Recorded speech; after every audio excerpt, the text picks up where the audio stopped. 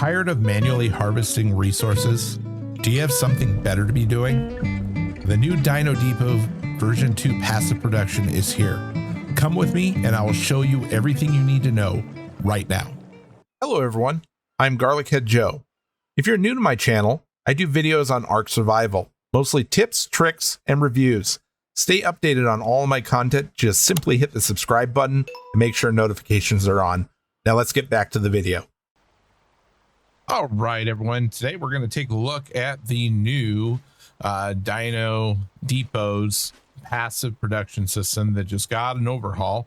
I literally just posted a video and got a message saying, hey, I made that outdated, so now I'm doing another one here. So we'll go through how the Dino Depot passive production now works, and so it can make it a little bit easier for you to get anything that you want passively produced. So the first thing we're going to do is we're going to jump in. So here's the terminal. It's my testing terminal. And we're going to jump into the mod configuration. All right. So in the mod configuration, the first thing we're going to do once we're in here is we're going to go and make sure that our passive production numbers are all set up properly here. So go under structures and you're going to scroll down till you get to passive production. Now it's going to default to 120. I have it set to 10 right now just for demo purposes. I would highly recommend 120 or even more.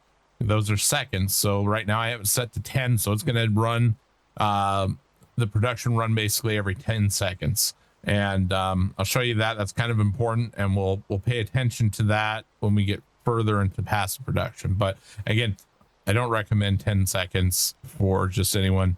We're just testing today. So nonetheless, want to make sure you enable it. Passive production requires power. That is entirely your preference. However, if you have that checked and your terminal is not on, it is not going to produce. So just keep in mind, it's a little obvious, but I still didn't stop me from the other day sitting there for an hour wondering why it wasn't working, and it was just off. So nonetheless, it happens. All right. So again, that's under the structures, passive production, but let's go over to the passive production, basically panel here. And we're going to take a look at how this works. So the first thing we're going to do is we're going to add a dino to this. So now, very important, if you don't see anything in this list, that means that you have not put a dino in your terminal. So in order for your setup to recognize things, you need to have them been in the terminal at least once, or it's not going to recognize it. So these are all things that we've had in the terminal. So right now I do have a berry in there, so we're going to use the berries for a minute here. If I can spell. Okay, so I got a regular baryonyx. I have 4 of them actually in the terminal, so we're going to go ahead and add that here. This is our first dino. So a chance to produce. So this number 1, that's equal to 100%. So just so you know, you can set it down to half or so on. So, but we're going to leave it at 1 right now, and we're going to go ahead and click on it to highlight it. And then we're going to go ahead and add a new production here. And then there's several different options here. So the items mode, when we get into the items here, if you have that select, it's going to produce all of them in here. Random, it's going to random select one of your items. Sequence, it's going to start with 1, 2, and 3. That's kind of how it works. So interval, because we set our production run to run every 10 seconds, 60 isn't going to really work for us very well. So I'm going to set this to 5 seconds. Oh, not 85. Oh, there we go. 5. So this is basically going to run twice for every 10 seconds that go by. And I'll show you how that works here in a second. So, all right. So in order to progress to the next thing, you have to click on it. So it's highlighted here. And then we're going to go add our items. Again, you have nothing listed in here. That is because your terminal has not seen this item. In order for you to produce this item, you have to put one of these items in your terminal so it learns about it.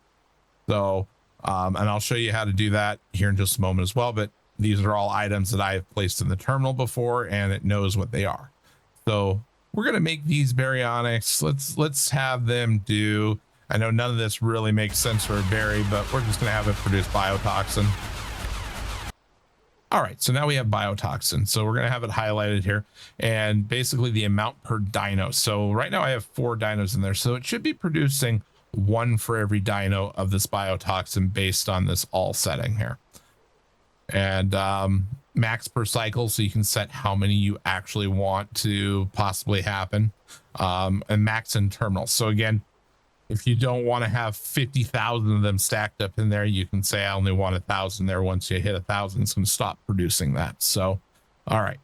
So if we click this here, we'll have the opportunity to go over here to alternatives. But the first thing, let's see, you can also add in this very list here an additional item or more items. So let's say we want them to do black pearls as well. So there you go. All right. So each of these things, again, are clickable. And when you click on it, you can move over to the next option. So you can have alternatives based on any of these. So we'll go over to alternatives here. So let's say we want it to produce this gasoline every once in a while. So right now, with this setting for gasoline, it is going to do basically 1. So this has a 100% chance of running. So we don't want that. It doesn't seem to work properly. We have that. So I'm going to set it to do it half of the time. So by doing 0.5 there. So that's basically 50%. It's going to give us 1 per dino. And I'm going to leave max per cycle 0. Okay. Now you can go over to black pearl if you want to add a alternative to black pearl. Let's see what else do we have in here. Let's try polymer. And we're going to do basically the same thing over here. 0.5. Oh, gotta put. Oh, that's holy cow. I am sorry. Up here. We want to go ahead and change this back to 1. I was getting ahead of myself. All right. So I have that done. All right. So now that we have this all set, this is going to run every 5 seconds. It's on the all items mode. On the all items mode here. Both of these are going to have a 50% chance of spawning us the alternative, basically. That's how it should work. So if we save this and close and we go into our inventory, we're going to see this happening. Now, it runs twice for every 10 seconds, so we should be getting quite a few of each of these. I think like 8, I believe. We'll see. Yeah, so we're getting 8. You can see we're starting to get our basically our alternatives. Looks like that came through there.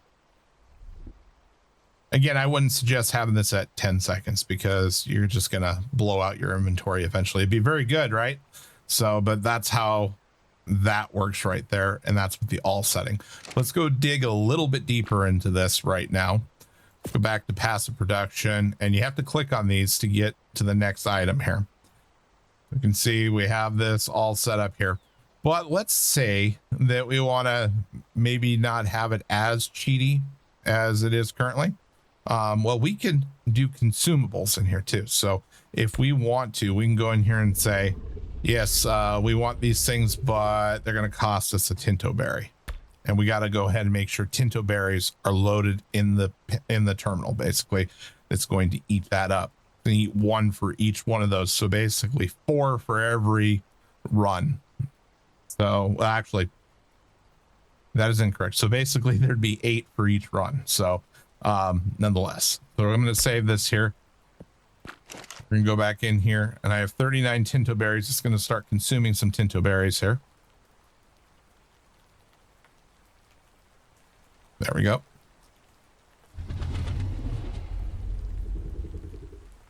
So basically that's how you can set it up so it's actually consuming items, and you're going to have to keep it loaded with those items in order to produce these items.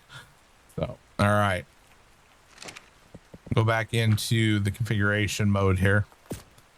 And I'm going to change this to a random state now.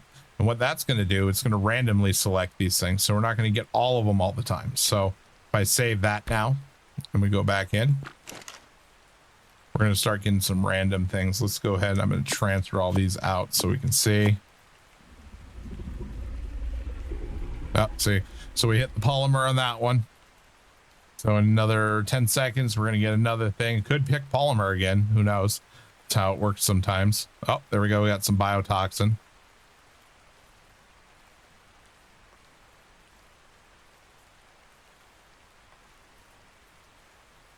And there you go. We got some gasoline. So it's randomly generating them now. All right. So the next setting here, go back in, click on it. Let's change it to sequence. And what sequence is going to do, it's going to start with biotoxin, start with black pearl. Now keep in mind, with these, it has a chance of doing some gasoline. But it's going to start with one and move down to the next one.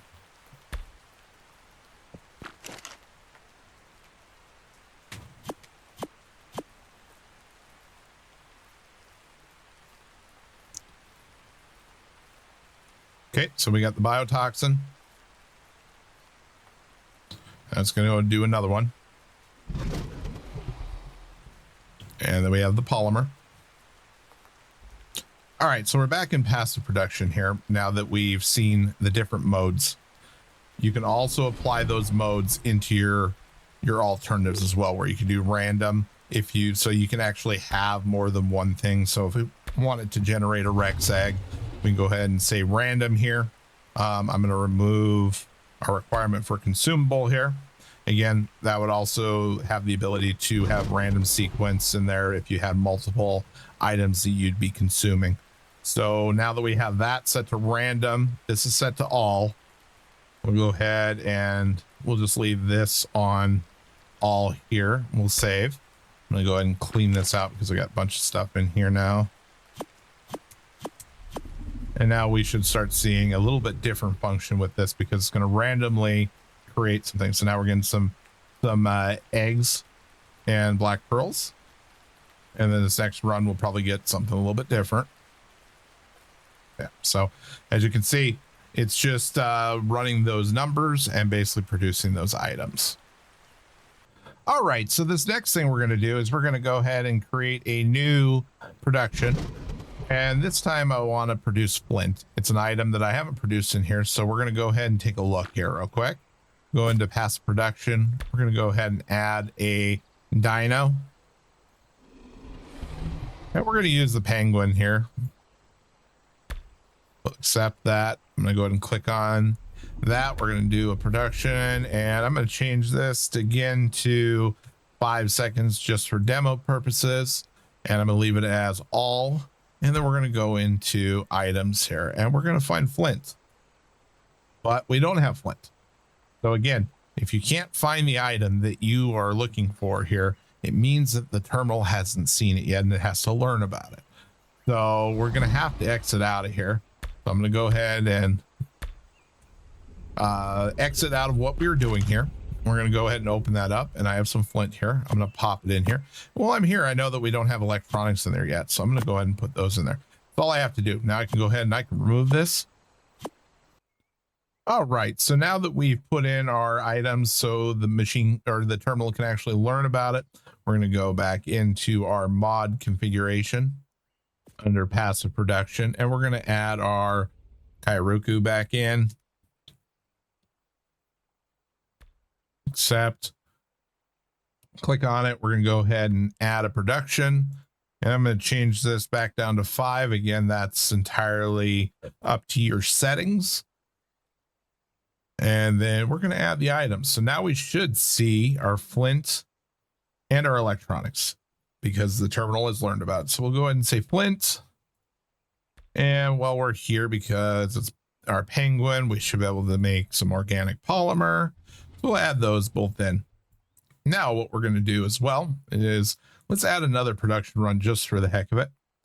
Go ahead and put that down to 5 again. And I am going to have it produce. Let's do some biotoxin here. Again, this is just all demo. So, okay. So I'm leaving both these set to all. I'm not going to put any alternatives or any consumes in, but you certainly can. But this should produce basically our flint. So we should get 2 flint, 2 organic polymers, and then over here we should be able to get some biotoxin as well. So I'm going to go ahead and save and close. Take a second, and then we'll go in here and we'll wait for it. But we have one issue. We don't have our Kairuku in this terminal, so we need to drag it over. And as soon as we put it in there, we should start getting production. There we go. And if we pull it out, it will stop. All right, everyone. Well, I hope this has helped walk you through the new passive production system in Dino Depot. Definitely let me know how it's working out for you. Yeah, but anyways, if you do me a huge favor, hit that like button if you enjoyed this. If you haven't subscribed already, please do so. It really does help my channel out, and plus you'll get some more tips and tricks. I'm thinking about doing a whole tutorial series on this mod. So again, let me know if that's going to be useful to you. And until next time, take care.